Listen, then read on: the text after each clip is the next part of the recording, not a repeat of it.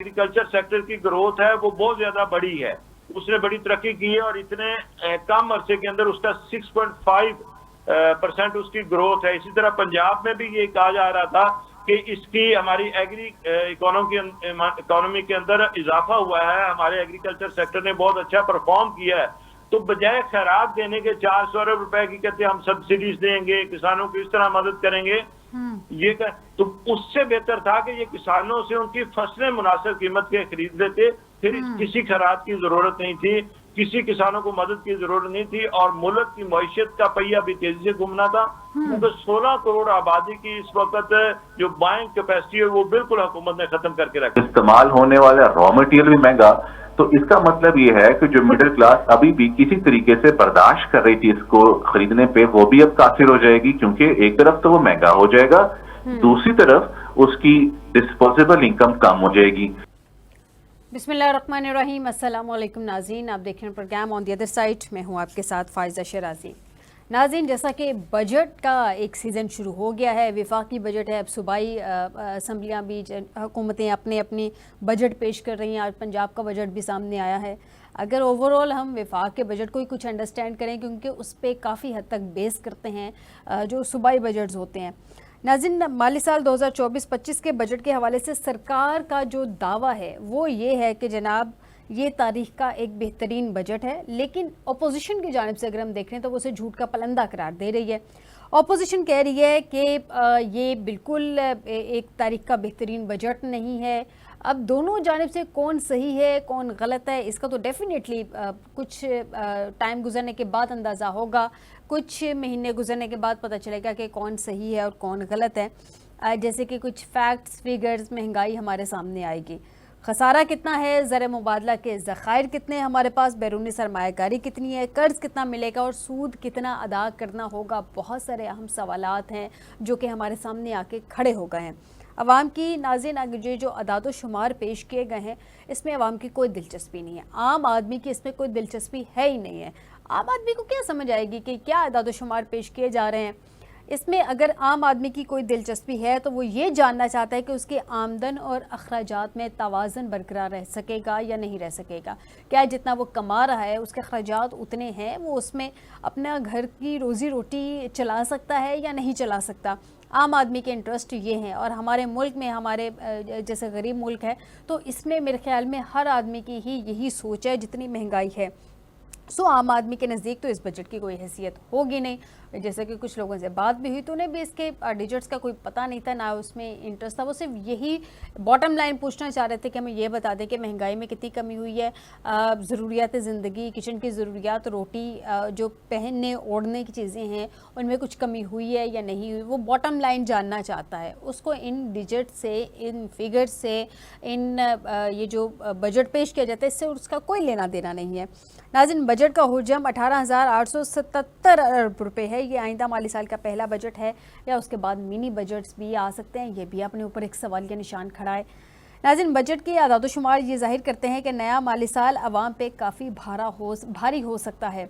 और सैलरी तबके की बात कर लें तो एज़ यूजुअल सैलरीड तबका हमेशा पिसता है। टैक्स फाइलर्स जो हैं वो हमेशा पिसते हैं। सबसे आसान होता है सैलरी तबके पे टैक्स लगा दें, जो तनख्वाहदार तबका है उस पर टैक्स लगा दें।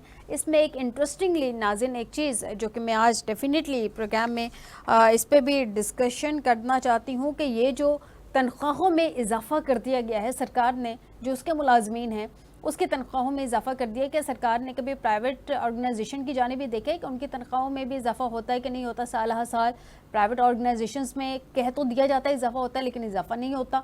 उस जाने भी कभी देखा है? सरकार टैक्स पे टैक्स लगा रही है, महंगाई पे महंगाई कर रही है, आम आदमी की सैलरी तो उतनी की उतनी है। मिनिमम जो रख दी गई है 37,000, क्या वो भी आम आदमी को मिल रही है या नहीं मिल रही है? कोई चेक एंड बैलेंस इस मुल्क में है भी या नहीं है कि बस ठीक है वहाँ AC वाले ऐवानों में बैठ जाएं, वहाँ पे खड़े होकर कुछ अदाद शुमार बता दें एंड दैट्स इट, काम ख़त्म हो गया। आम आदमी के बारे में तो कोई सोचता नहीं है इस मुल्क में। नाज़रीन, यहाँ पे तनख्वाह जो सरकार अपने जो मुलाजमीन हैं उनकी तनख्वाहों में 20 से 25 और 25 से 30% इजाफा किया गया है। अब यहाँ पे एक मेरा सवाल है ज़ाती तौर पे बड़ा अहम है कि सरकार के जो मुलाजमीन हैं या सरकार के जो इदारे हैं वो कौन सा ऐसा काम कर रहे हैं, कौन सी उनके कारकर्दगी इतनी बेहतरीन है, कौन सी उनकी कारकर्दगी में शफाफियत है, कौन सा टैक्स जो है जिन्होंने इकट्ठे करने हैं उस डिपार्टमेंट में या उस इदारे में शफाफियत है, कौन से ये आउट ऑफ द वे जाके कोई बहुत अच्छा कोई रॉकेट किस्म का इन्होंने काम कर लिया है जो इनकी मरात में, इनके सैलरीज में इतना इजाफा कर दिया गया है। आम आदमी को तो कोई इजाफा नहीं इससे मिला, आम आदमी की तो जेब पे उल्टा टैक्सेस लगा के और बोझ डल गया। तो ये कौन सा इन्होंने ईमानदारी है इन इदारों में, कौन सा रिश्वत ख़त्म हो गई है, कौन सा करप्शन ख़त्म हो गई है इन इदारों में जो इन्होंने इतना नवाज दिया है कि आप लोगों ने इतनी अच्छी कारकर्दगी दिखाई है तो आपकी सैलरीज में इतना इजाफा कर देंगे। सरकार ज़रा सामने आके इस बात का भी जवाब दे दे कि उनके इदारे कौन सा बहुत बड़ी किस्म की कामयाबियाँ समेट चुके हैं जो उन्होंने इतना ज़्यादा इनके सैलरीज में इजाफा कर दिया। नाज़रीन, इस सब पे भी बात करेंगे क्योंकि आज के दिन तक जो एक इतलात रिसीव हुई हैं, इतलात के मुताबिक नाज़रीन रिश्वत जो है वो तो तकरीबन चल रही है, वो आज के दिन तक अभी तक के हर जगह पे रिश्वत तो वैसे ही है। तो फिर अगर रिश्वत वैसे ही है तो फिर आप उनको किस चक्रों में, किस खुशी में आप उनको 20 से 25 या 25 से 30% उनकी सैलरीज में इजाफा कर रहे हैं, किस खुशी में कि वो ये सारा काम कर रहे हैं। उनसे पहले कारकर्दगी तो ले लें। अगर स्कूलों के हिसाब से देख लें, सरकारी स्कूल इतने अच्छे होते तो वालिदैन को क्या ज़रूरत थी प्राइवेट स्कूलों में अपने बच्चों को भेजते। किसी भी सरकार के इदारे में चले जाएं, वहाँ पे रिश्वत के बगैर तो काम नहीं होता। तो फिर क्या, किस सूरत में ये सरकार अपने जो लोग हैं उनको इतना ज़्यादा नवाज रही है, इस सब पे बात करेंगे प्रोग्राम के पहले हिस्से में। प्रोग्राम के दूसरे हिस्से में नाज़रीन बात करेंगे पीपल्स पार्टी और PMLN में ऐसे लग रहा है कि जैसे एक दरार पड़ती नज़र आ रही है, क्योंकि पीपल्स पार्टी क्लेम कर रही है कि जो उनके कुछ वादे वईद किए गए थे PMLN उनको पूरा नहीं कर रही। जो वादे वईद को सामने आए वो मैं आपको बता देती हूँ। नून लीग मुफाहमती माहदे पे अमल दरामद यकीनी बनाए। पंजाब में पीपल्स पार्टी को इंतजामी अमूर पर नज़रअंदाज करने पर पीपल्स पार्टी को तहफ़्फ़ुज़ात हैं। पंजाब में इंतजामी अफसरान की तकर्रियों, तरक्याती मनसूबों में पीपल्स पार्टी को नज़रअंदाज किया जा रहा है। सिर्फ यही नहीं, पीपल्स पार्टी का ये भी कहना है कि हालिया बजट पर भी पीपल्स पार्टी को एतमाद में नहीं लिया गया।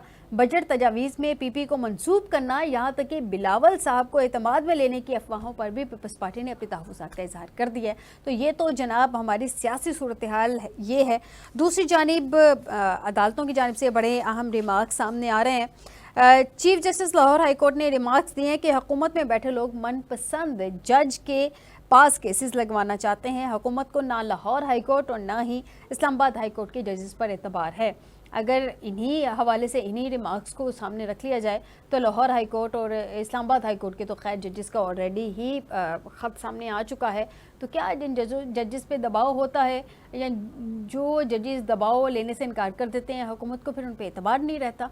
क्या न्यूट्रल फैसले एक्सेप्ट नहीं किए जाएंगे हमारे मुल्क में? क्या होगा, इस सब पे बात करेंगे नाज़रीन एक ब्रेक के बाद। वेलकम बैक नाज़रीन। इस वक्त हमें ज्वाइन किया है शौकत अली चढ़ साहब, माहिर माशियात। बहुत शुक्रिया शौकत अली साहब हमें ज्वाइन करने के लिए।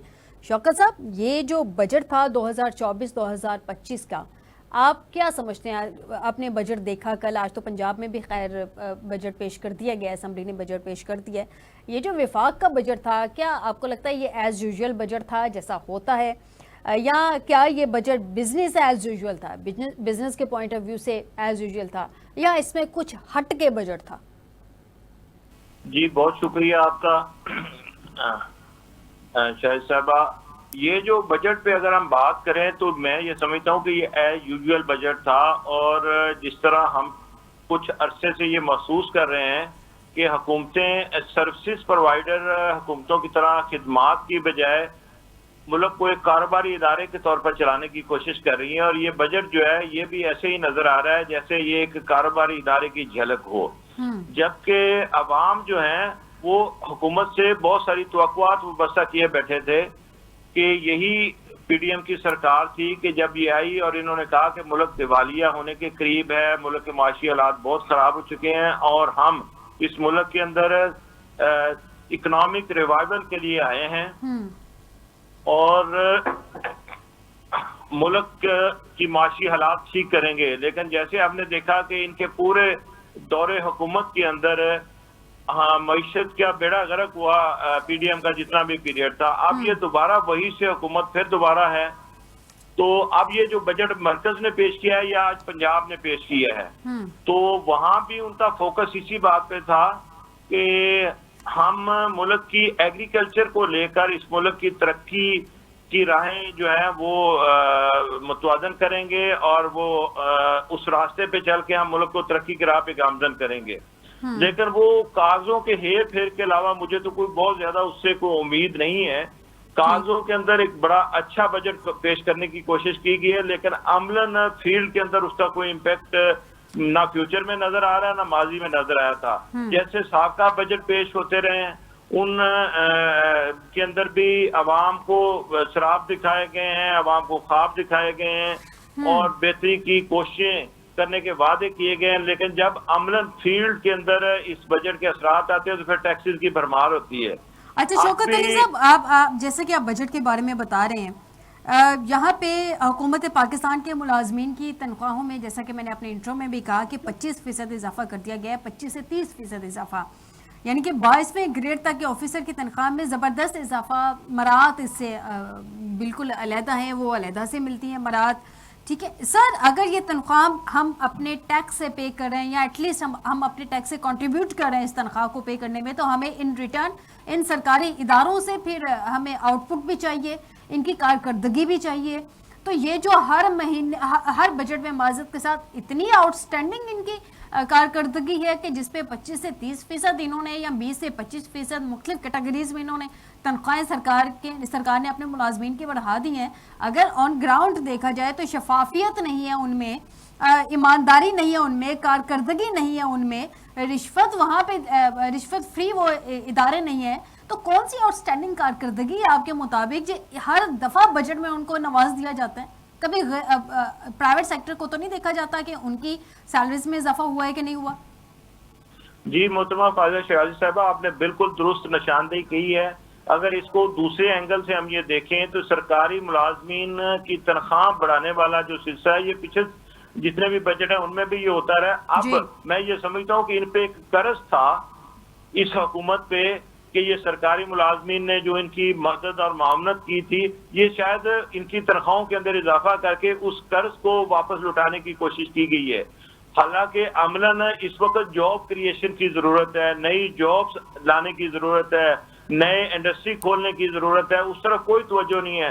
बेरोजगारी है कि वो दिन ब दिन बढ़ती जा रही है, बेरोजगारों की तादाद में इजाफा होता जा रहा है। पढ़े लिखे नौजवानों के बेरोजगार नौजवानों की तादाद इंतहा से ज्यादा बढ़ चुकी है, उस तरफ कोई तवज्जो नहीं। कोई नई नौकरियों का ऐलान नहीं किया गया, कोई नई इंडस्ट्री के क्याम का ऐलान नहीं किया गया। हाँ, अगर कुछ किया गया है तो वो पहले से मौजूद सरकारी मुलाजमीन जो इनके अपने बकौल जो है जी, जो इनके अपने बकौल जो है वो कुछ नहीं कर रहे हैं, हमारे जितने भी इदारे हैं, तो फिर भी उनकी तनख्वाहें बढ़ाई जा रही हैं।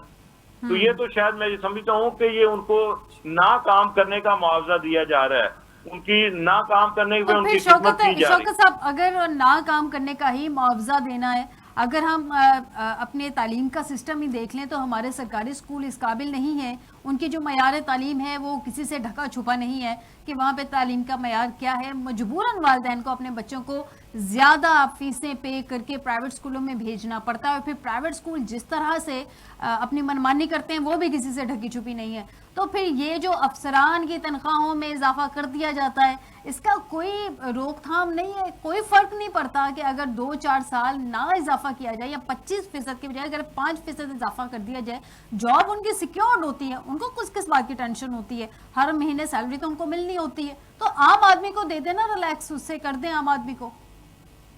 जी मोहतरमा, आपने बिल्कुल दुरुस्त निशानदेही की है। आप ये देखें कि वही टीचर जब गवर्नमेंट स्कूलों के अंदर पढ़ा रहे होते हैं और जब वहां पे अपनी सर्विसेज दे रहे होते हैं तो वहां का म्यार आपके और मेरे सामने है, लेकिन यही टीचर जब प्राइवेट अकेडमियों के अंदर जाके पढ़ाते हैं वहां पे ये बेहतरीन म्यारी तालीम भी फराहम कर रहे होते हैं। बुनियादी खराबी हमारे सिस्टम की है कि मैं कहता हूँ इससे भी ज्यादा बढ़ा दें, लेकिन फिर इनसे काम भी उस लेवल का लेना है, फिर इनसे कारकर्दगी लें, इनकी कारकर्दगी जांचने का कोई पैमाना मुतय्यन करें कि इनसे ये काम लेना है। अगर इन्होंने ये भारी तनख्वाहें वसूल करके जाके प्राइवेट अकेडमियों में पढ़ाना है, प्राइवेट इदारों को अपनी सर्विसेज देनी है, तो फिर तो मेरे ख्याल में इनकी पहली बारी तनख्वाहें भी काट लेनी चाहिए। इनकी तनख्वाहें बढ़ाने के बजाय तो इनको पहले दी गई तनख्वाहों में भी कटौती होनी चाहिए। वैसे शौकत साहब ये एग्जैक्टली ये होना चाहिए मेरी तरफ से। आप भी शायद ये अगर मेरा पैगाम आगे पहुंचा सकें या हमारे इस प्लेटफॉर्म से, मैं एटलीस्ट अपने वजारत ख़जाना को ये ज़रूर मशवरा देना चाहूँगी कि ये जो आप इतना नवाजते हैं, इतना नवाजने के बजाय इनकी कारकर्दगी रिपोर्ट पहले चेक कर लिया करें। कारकर्दगी की बेस पे आप डिपार्टमेंट वाइज इनकी अगर सैलरीज बढ़ानी इतनी मकसूद है तो फिर बढ़ाया करें, अदरवाइज ऐसा ही अंधाधुंध सैलरीज ना बढ़ा दिया करें। आप ये देखें ना, मैं यहाँ पे एक ऐड ऑन कर दूं कि इस दफा हमारी नकद आवर फसल गंदम है और हमारी आबादी का 16 करोड़ किसान है, आबादी का 70% ये बनते हैं। हुकूमत पंजाब ने किसान से गंदम ना खरीद कर उनकी मुआशी कमर तोड़ के रख दी है। यही पैसा जो सरकारी मुलाजमिन की तनख्वाह में इजाफे पे इन्होंने खर्च किया है या दीगर मराद देने पे खर्च किया है। यहाँ तो सरकारी मुलाजमिन जो है वो कहीं दौरे पे जाते हैं तो उसका भी TADA वसूल करते हैं। बिल्कुल। अच्छा, यही पैसा अगर किसानों से गंदम खरीदारी पे सर्फ किया जाता तो किसान को भी सपोर्ट मिलती और मुल्क की एग्री इकोनॉमी जो है वो मुल्क की मईशत के अंदर एक बेहतरीन रोल प्ले करने में कामयाब हो जाती है। कल मैं वजीर खजाना की तकरीर सुन रहा था और आज पंजाब के वजीर खजाना में भी जो बजट प्रपोजल पेश किए हैं, वफाकी वजीर खजाना का भी ये कहना था कि हमारा जो ग्रोथ है, एग्रीकल्चर सेक्टर की ग्रोथ है वो बहुत ज्यादा बड़ी है, उसने बड़ी तरक्की की है और इतने कम अरसे के अंदर उसका 6.5% उसकी ग्रोथ है। इसी तरह पंजाब में भी ये कहा जा रहा था कि इसकी हमारी एग्री इकोनॉमी के अंदर इजाफा हुआ है, हमारे एग्रीकल्चर सेक्टर ने बहुत अच्छा परफॉर्म किया है। तो बजाय खैरात देने के 400 अरब रुपए की कहते हम सब्सिडीज देंगे, किसानों की इस तरह मदद करेंगे, तो उससे बेहतर था कि ये किसानों से उनकी फसलें मुनासिब कीमत के खरीद लेते, फिर किसी खैरात की जरूरत नहीं थी, किसी किसानों को मदद की जरूरत नहीं थी और मुल्क की मईशत का पहिया भी तेजी से घूमना था।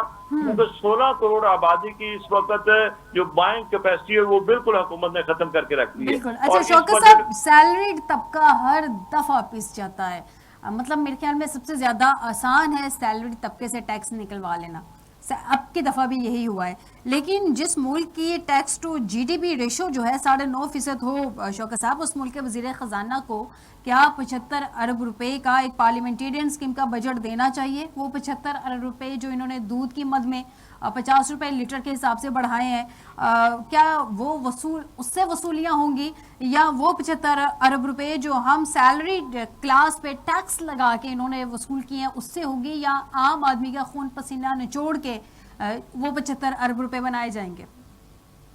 जी, अब अगर ये देखें तो 326 अरब रुपए जो है मेहनत करने वाले लोग सरकारी मुलाजमीन से टैक्स कलेक्ट हुआ है पिछले साल इनके आदाद-ओ-शुमार के मुताबिक, जबकि हमारी इंडस्ट्री, सनतकार, पार्लियामेंटेरियन जो बड़े बड़े मगरमच्छ बैठे हुए हैं उन्होंने सिर्फ 86 अरब रुपए इस मुल्क के टैक्स आमदन के अंदर इजाफा किया है। तो ऐसे हालात में इन लोगों को इनकी मराद में इजाफा, पार्लियामेंटेरियन की मराद में, ये तो सर्विसेज देने के लिए ये वादे करते हैं कि हम आवाम की खिदमत के लिए पार्लियामेंट में जा रहे हैं, हम वहाँ पे कानून, यानी कि आपको ये एक पेपर्स की हद तक, डिजिट्स की हद तक बजट लगा, आपको नहीं कुछ डिफरेंट लगा, कुछ नहीं आवाम के हक में लगा। शौकत साहब, मुझे ब्रेक लेनी है। नाज़रीन, ब्रेक पे जाने से पहले आपको बता दूं कि हमें सैयद अली इमरान साहब माहिर माशियात ज्वाइन कर चुके हैं, लेकिन उनसे ब्रेक के बाद मजीद इस बजट के हवाले से बात करेंगे। मुझे छोटा सा ब्रेक लेना है, कहीं मत जाइएगा, हमारे साथ रहिएगा। वेलकम बैक नाज़रीन, इस वक्त हमें ज्वाइन किया है सैयद अली इमरान साहब माहिर माशियात। बहुत शुक्रिया अली इमरान साहब हमें ज्वाइन करने के लिए। अली इमरान साहब, ये पैकेट के दूध पे आज जब पोस्ट बजट प्रेस कॉन्फ्रेंस हुई उस पर भी सवाल किया गया, तो उन्होंने कहा जी कि ये आम आदमी, गरीब आदमी पैकेट का दूध इस्तेमाल नहीं करता, तो लिहाजा उस पर टैक्स लगा देना कोई फ़र्क नहीं पड़ता। पैकेट दूध पे भी सेल्स टैक्स आयद कर दिया गया है। अब मैं, अमूमी राय यही है, अगर मैं गलत हूँ तो आप मेरी करेक्शन कर दीजिएगा, अमूमी राय ये पाई जाती है कि गरीब आदमी पैकेट दूध नहीं खरीदता, ठीक है, लेकिन इसलिए पैकेट दूध की कीमत बढ़ने से गरीब इंसान मुतासिर भी नहीं होता। ये तासुर गलत है। आपको क्या लगता है कि मुल्क में गवाले के दूध की कीमत पैकेट दूध या खुश्क दूध की मुनासबत से क्या तय नहीं होती, या किस तरह तय होती है गवाले के दूध की कीमत? देखिए, आपके दो सवाल हैं। एक तो ये कि क्या ये आम आदमी की जिंदगी पे असर डालता है, तो बिल्कुल डालता है। दूसरा सवाल ये है कि गरीब आदमी, अब गरीब आदमी की डेफिनेशन के अंदर अगर आप जाएं तो टैक्स लैब्स जिस तरीके से रद्दोबदल की गई हैं, तो उसमें एक जो मिडिल क्लास आदमी है उसकी सैलरी के ऊपर भी एक अच्छा खासा फर्क पड़ा। बिल्कुल। जो सैलरी वो ले रहा था उसमें 5 से लेके कोई 30-40 हजार रुपए जो है वो depending on the salary slab कम हो जाएंगे। अब जो बंदा मिडिल क्लास जो अपने बच्चों को ये पैकेट दूध पिलाता है वो जाहिर है कि उसकी सकत जो है वो खत्म होगी। इसके अलावा कहा यह जाता है कि हमें जो है वो साफ सुथरा दूध जो है पीना चाहिए, साफ सुथरी चीजें खानी पीनी चाहिए, और साफ सुथरी चीजें को प्रोवाइड करना भी हुकूमत का काम है। अब उस चीज के अंदर अगर हम जाएं तो साफ सुथरी चीजें तो हमें ये कहा जाता है ना कि पैकेज मिल्क में है, गवाले के मिल्क में तो नहीं है। अब गवाले के मिल्क और जो पैकेज मिल्क है उसके अंदर फर्क पैकेजिंग का है एक्चुअली, जो सबसे अहम जुज है पैकेज मिल्क का, और उसके बाद उसको ट्रीट करने का है। अब ट्रीट करने की मशीनरी भी महंगी, उस पैकेज के इस्तेमाल होने वाला रॉ मटेरियल भी महंगा। तो इसका मतलब ये है कि जो मिडिल क्लास अभी भी किसी तरीके से बर्दाश्त कर रही थी इसको खरीदने पे, वो भी अब काफिर हो जाएगी, क्योंकि एक तरफ तो वो महंगा हो जाएगा, दूसरी तरफ उसकी डिस्पोजेबल इनकम कम हो जाएगी। तो अल्टीमेटली वो दो इस चीजों से नुकसान सामने आएंगे। एक हेल्थ आपकी मुतासिर हो रही है, दूसरा आपने बिल्कुल ठीक कहा कि आम आवाम जो है वो मिडिल क्लास भी कहलाती है। क्यों भूल जाते हैं मिडिल क्लास को? यहाँ पे सबसे ज्यादा टैक्स जो है वो मिडिल क्लास ही तो दे रही है। अब सबसे ज्यादा टैक्स मिडिल क्लास जो सर्विस ओरिएंटेड है वो जो टैक्स दे रही है, उसी के लिए आपने इस चीज को महंगा कर दिया। तो कैसे फर्क नहीं पड़ रहा इस चीज के ऊपर? और ये एक इंतहाई जिसे कहते हैं गलत चीज है। हमें अपनी आवाम की सेहत का ख्याल रखते हुए, यहाँ तो फिर ठीक है उन गवालों को जो है वो जो हमारे डिपार्टमेंट्स हैं, फूड डिपार्टमेंट्स हैं, इतना एग्रेसिवली काम करें जैसे इंडिया ने किया, और वहां पे पैस्चराइज मिल्क जो है वो कम अज कम स्टैंडर्ड है किसी भी ग्वाले का किसी भी घर पहुंचाने के लिए, तो उस तरीके से कर दें। आपने ना इस्तेमाल करनी है अपनी हुकूमती मशीनरी, ना आपने जो है वो रिलीफ देना है आवाम को किसी सेहत की साइड पे। मैं बहुत सारी फिगर्स देख रहा था, उसके अंदर डेट रिपेमेंट्स की फिगर आ रही हैं, उसके अंदर दूसरी ऐसी फिगर्स आ रही हैं जिसका जिक्र करना भी यहाँ पे मुतनाज़ा बन सकता है। तो इन तमाम डेट फिगर्स वगैरह के अंदर जो है मुझे हेल्थ एजुकेशन के ऊपर जो आप देखें हंसी आती है देख के कि क्या ये अगर हमें हेल्थ और एजुकेशन पे लगाएंगे, हमारी पॉपुलेशन इस वक्त दुनिया की बड़ी पॉपुलेशन में शुमार होती है।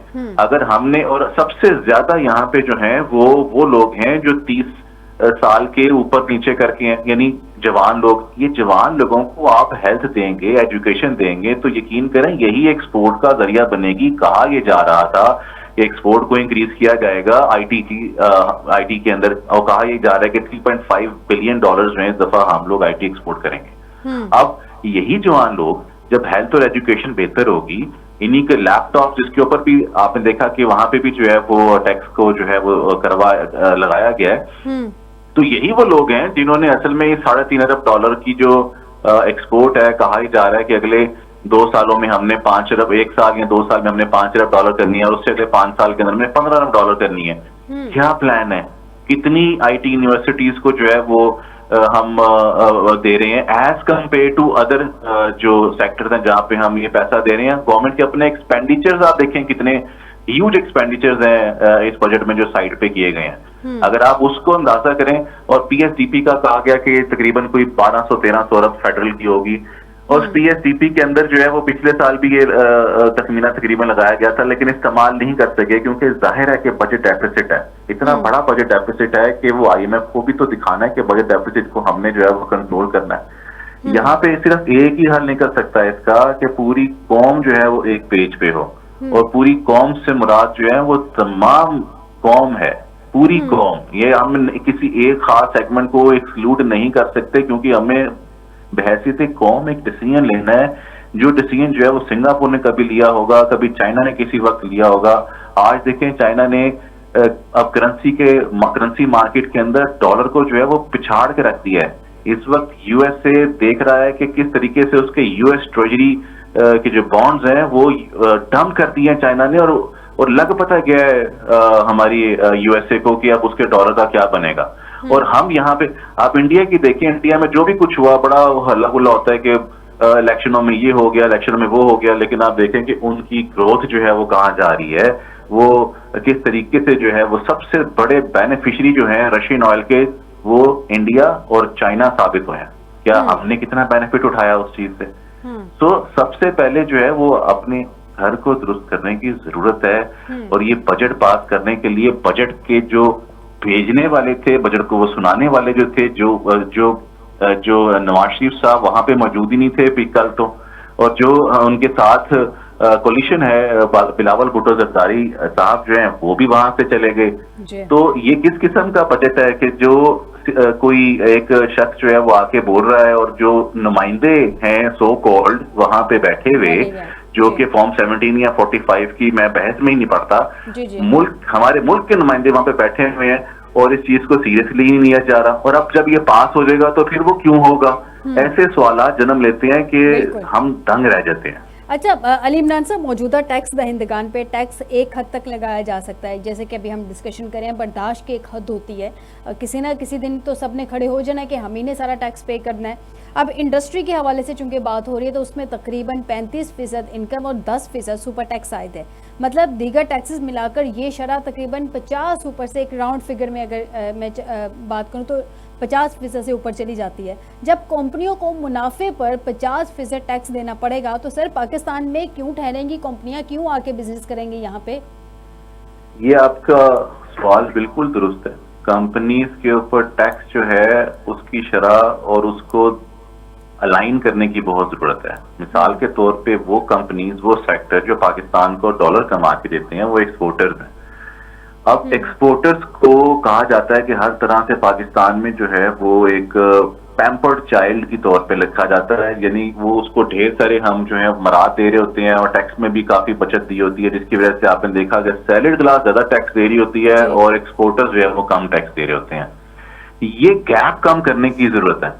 इस गैप को अगर आप कम कर दें या इसको आप रिवर्स कर दें, ओवरऑल तमाम कंपनीज जो एक आर्टिफिशियल जुडिशियल पर्सन होती है जहां पे ढेर सारे लोग काम कर रहे होते हैं, वो प्रॉफिट अर्न करती हैं, उसको एक खास पैरामीटर के ऊपर उसको टैक्सेशन करने की जरूरत है, ताकि जो इधर इसके अंदर काम करने वाले लोग हैं ना, उनकी टैक्स जो है वो अब देखें ना कि सबसे ज्यादा तो वो टैक्स दे रहे हैं, वो कंपनी टैक्स नहीं दे रही।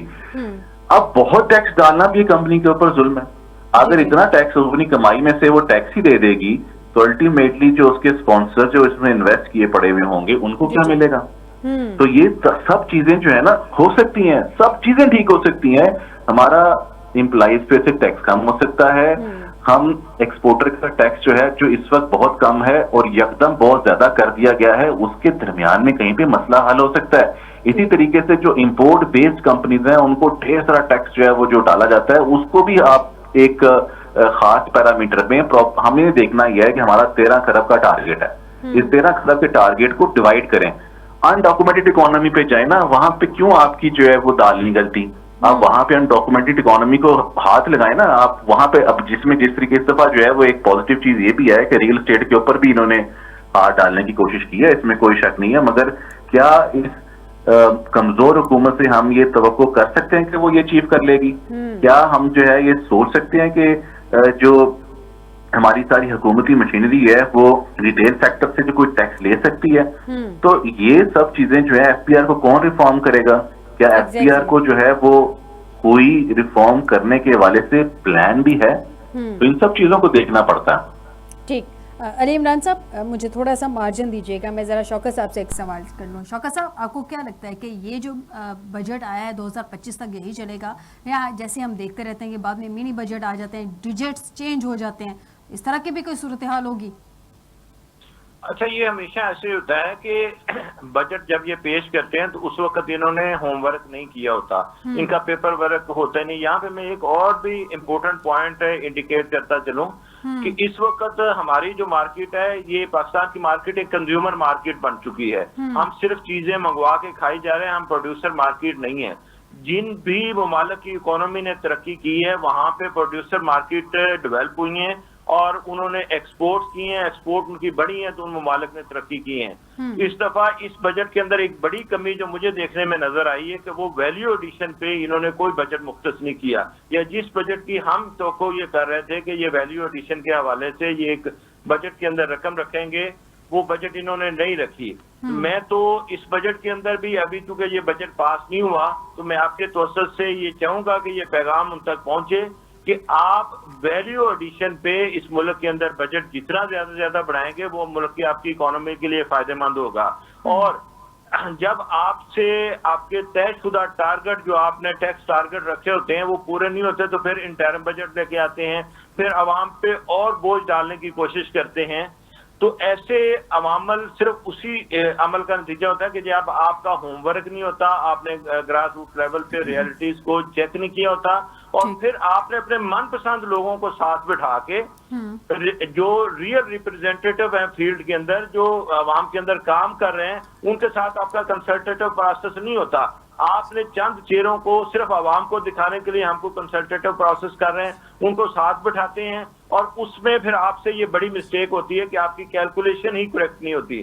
जब आपकी कैलकुलेशन करेक्ट नहीं होती तो फिर आपको इस तरह के ज़िमनी बजट लेके आने पड़ते हैं, फिर आपको दरमियान में नए नोटिफिकेशंस करना पड़ते हैं। तो अवाम पे इससे बोझ बढ़ता है, अवाम पे बोझ कम नहीं होता।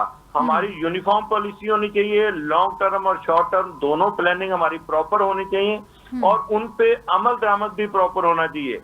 ये नहीं है कि आज आप एक लॉन्ग टर्म पॉलिसी बनाएं और 2 महीने बाद आपको फील हो कि ये मेरी लेकिन शौकत साहब प्रॉब्लम तो वहीं पे आ गई ना कि यूनिफॉर्म पॉलिसी तो होनी चाहिए। यूनिफॉर्म पॉलिसी बनाएगा कौन? जिस भी डिपार्टमेंट की जानिब देखें, क्या वो करप्शन फ्री है? जिस भी डिपार्टमेंट की जानिब देखें, जिस भी इदारे को देखें, क्या उसकी कारकर्दगी इतनी बेहतर है कि यूनिफॉर्म पॉलिसी वहाँ पे चल सके? ज़रा मैं अली इमरान साहब से भी जवाब जान लूँ। अली इमरान साहब, ये जो FBR की करप्शन या रिश्वत फ़ी बनाने के लिए ह्यूमन इंटरवेंशन कम करेंगे ये कहा गया है, और this is the only solution. वज़ीर ख़जाना साहब ने रात को एक प्रोग्राम में ये बताया कि जी ये सिर्फ एक ही सोल्यूशन है, इसके अलावा और कोई सोल्यूशन है नहीं है। Sir, end to end digitization जिसको खुद भी वो वॉच करेंगे उनके मुताबिक, और प्राइम मिनिस्टर साहब खुद भी उसको ओवरसी करेंगे, क्या वाकई और कोई सोल्यूशन नहीं है इस चीज़ को बेहतर करने के लिए? देखिए, सबसे अहम चीज जो है वो डिजिटलाइजेशन ऑफ इकोनॉमी होती है। डिजिटलाइजेशन ऑफ इकोनॉमी इसलिए जरूरी है कि जहां पे रुपए पैसे को हाथ से हाथ में एक ट्रांसफर नहीं किया जाता, तो आप क्या करते हैं कि आपकी हर चीज रिकॉर्ड होती है, तो रिकॉर्ड चीज को FBR जब देखता है तो उसको प्रॉपर तरीके से वैल्यू लगाता है और वैल्यू लगा के टैक्स लगा सकता है। ये एक सादा अल्फाज में। अब बात आती है करप्शन की। करप्शन तो जो है वो सर से लेके पैर तक पाकिस्तान की मुख्तलिफ जगहों पे सराहियत की हुई है। करप्शन खत्म करने के लिए नैब का इदारा भी है, करप्शन खत्म करने के लिए एंटी करप्शन भी है, करप्शन खत्म करने के लिए जो है वो FBR की अपने अंदर मौजूद जो है वो एहतसाबी निजाम भी है। मगर ये शहबाज शरीफ साहब या नवाज शरीफ साहब, यही जरदारी साहब और बिलावल भुट्टो साहब, ये पिछले 30, 35, 40 सालों से इसी FBR के साथ ही चलते आ रहे हैं ना। जी जी। तो ऐसा कैसे होगा कि औरंगजेब साहब जो एक नए यहाँ पर जो है वो फाइनेंस मिनिस्टर हैं, जिनकी पावर्स की जो है वो भी क्वेश्चनेबल है, कि वहां पे सालदार साहब भी मौजूद हैं, किस तरीके से रिवैम्प करेंगे FBR को जब उनके पास पावर्स जो है वो उस तरीके से नहीं मौजूद होंगी। अब सवाल यह है कि FBR जो है वो किस तरीके से अपना काम बेहतर कर सकता है। FBR काम इसी तरीके से बेहतर कर सकता है कि इसके अंदर किसी भी किस्म की कोई इंटरवेंशन खुद PMO ऑफिस से ना हो, खुद किसी मिनिस्टर ऑफिस से ना हो, खुद जो है वो उसका खुद एहतसाबी निजाम जो है वो किसी अदालती निजाम के जुमरे में आता हो। अगर किसी अदालती निजाम के जुमरे में आता हो तो अभी सब तो लोग जो है वो अदालत की तरफ ही देख रहे हैं ना। हर किस्म की रिलीफ के लिए अदालत की तरफ देखा जाता है। किसी किस्म का ऑर्डिनेंस आता है, अदालत में चैलेंज हो जाता है। किसी किस्म का वोट फॉर्म 47, 45 होता है, अदालत में चैलेंज हो जाता है। तो ऐसा लगता है कि जैसे अवामी नुमाइंदों की या अवाम की जो है वो इस वक्त नजर अदालत के ऊपर है कि वो शायद इंसाफ दे सकते हैं। ये एक मैंने मेजर पराही में बात की। मगर FBR को बेहतर बनाने के लिए यहाँ पर फौरी तौर पे जो पढ़े लिखे क्वालिफाइड हमारे ICAP के, ICMA के, हमारे मुख्तलिफ प्रोफेशनल अकाउंटिंग बॉडीज हैं, टैक्सेशन की बॉडीज हैं, यहाँ से क्रैश तौर पे जो है ना ITOs भर्ती किए जाएं, नए ITOs भर्ती किए जाएं। जो पुराने ITOs जिनको अभी आपने देखा होगा तो पीछे जो है वो कुछ बड़ी मछलियों को जो है वो यहाँ से निकाला भी गया था FBR से, इसको डाउन द लाइन जो है वो चेक किया जाए। डाउन द लाइन चेक करके अपने नई भर्तियों को जो है वो फौरी तौर पे यहाँ पे लगाया जाए, क्योंकि नए लोग जो है डिजिटल प्रोसेस को बेहतर तरीके से लेकर आएंगे और उनके अंदर मोटिवेशन ज्यादा होती है। वो पुराने मुलाजमीन की तरह इस तरीके से नहीं चलते कि आज जो है हम बस जा रहे हैं, जाके 2 रोटियां खानी है, घर वापस आ जाना है, रास्ते में जो है वो इतने पैसे जो है उस दुकान से जो है वो रिश्वत के तौर पे ले लेनी है, टैक्स के तौर पे। यानी कि आपका सॉल्यूशन ये है कि नए लोगों को भर्ती किया जाए। इमरान साहब, मुझे थोड़ा सा मार्जिन दीजिएगा, एक छोटा सा ब्रेक लेना है। नाज़रीन, ब्रेक से वापस आते हैं तो ये भी जानते हैं अपने मुअज़्ज़ज़ मेहमानों से कि करप्शन ख़त्म करने के लिए इदारे तो मौजूद हैं, लेकिन उन इदारों में जो खुद की करप्शन है उसको ख़त्म कौन करेगा और कैसे ख़त्म किया जाएगा? एक ब्रेक के बाद। वेलकम बैक नाज़रीन। शौकत साहब, करप्शन की बात हमेशा की जाती है। अगर हम, जैसे कि मैंने पहले भी कहा कि हमारे बहुत सारे इदारे हैं, क्या वो करप्शन फ्री हैं? अब ये बताइएगा कि करप्शन को ख़त्म करने के लिए जो इदारे हैं उनकी अपनी करप्शन कौन ख़त्म करेगा, कैसे ख़त्म की जाएगी, उनमें रिफॉर्म्स कैसे लाई जाएंगी? जी, ये मैं समझता हूँ कि ये एक ऐसी बीमारी या बुराई है जो हमारे सिस्टम के अंदर रच बस चुकी है और आज तक हम किसी भी इदारे की करप्शन, जैसे आपने निशानदेही की, कि उसको खत्म करने के लिए एक नया इदारा बनाते हैं, फिर उसके अंदर करप्शन जो है वो अरूज पे पहुंचती है, तो फिर उसको खत्म करने के लिए एक नया इदारा बनाते हैं। तो आपने ये बड़ा इंडिकेशन, अभी शाह साहब ये बात इस पे कर रहे थे कि डिजिटलाइजेशन एक ऐसा प्रोसेस है कि आप ये जो हमारी इशराफिया या ब्यूरोक्रेसी है, ये जिस तरह दफातर के अंदर बैठ के इनको मजा आता है कि लोग इनके दफातर के बाहर खड़े हों, इतनी हाई टेम्परेचर के अंदर इनके लॉन्स के अंदर वहां बाहर लोग बैठे होते हैं, इंतजार कर रहे होते हैं कि साहब बहादुर हमें बुलाएंगे और बात सुनेंगे। तो ये भी एक जो वजह है, ये करप्शन को परवान चढ़ाने की बड़ी वजह बन रही है। तो इसको मैं समझता हूँ कि इसको तो हमें प्रायोरिटी बेसिस पे इसको चेक करना चाहिए और इसका वाहिद आज इस वक्त जो है, चूंकि ये टेक्नोलॉजी का दौर है, कि हम पूरे सिस्टम को डिजिटल पे ट्रांसफर कर दें। डिजिटलाइजेशन की बात तो वज़ीर ख़जाना कर रहे हैं कि हम इस सारे FBR को डिजिटलाइज करेंगे, लेकिन वही सवाल आ गया ना कि कोशिशें तो की जाती हैं। परवेज़ मुशर्रफ के वक्त से अगर हम देखें तो FBR में रिफॉर्म्स की कोशिश की जा रही है, लेकिन कोई कर नहीं पा रहा। शौकत साहब, शॉर्टली मुझे बता दीजिएगा, क्या ये सारा कुछ पॉसिबल हो सकेगा या हमेशा की तरह कोशिश की जाएगी और फिर ख़त्म हो जाएगा मामला? ये बिल्कुल हो सकता है, जैसे मैडम आपने एक निशानदेही की कि ये खत्म हो सकता है, लेकिन उसके लिए नीयत का ठीक होना जरूरी है और ठीक नीयत के साथ अगर आपको काम करेंगे तो हो जाएगा। जब आपकी नीयतों के अंदर बेईमानी होगी, जब आपकी डायरेक्शन ठीक नहीं होगी, तो फिर आप जितनी मर्जी कागज बेहतरीन पॉलिसियां बनाते रहे, जितने मर्जी नीयत के साथ बेहतरीन तरीके से अगर वाकई में ऑनेस्टी के साथ पाकिस्तान को चलाया जाए तो यकीनन मामला भी सुलझ सकते हैं और हल भी निकल सकते हैं। बहुत शुक्रिया शौकत अली चढ़र साहब, माहिर माशियात, आपने हमें ज्वाइन किया। नाज़रीन, आज के प्रोग्राम से दीजिएगा इजाज़त, बशर्ते ज़िंदगी आपसे दोबारा मुलाकात होगी। अपना ख्याल रखिएगा। अल्लाह हाफिज़।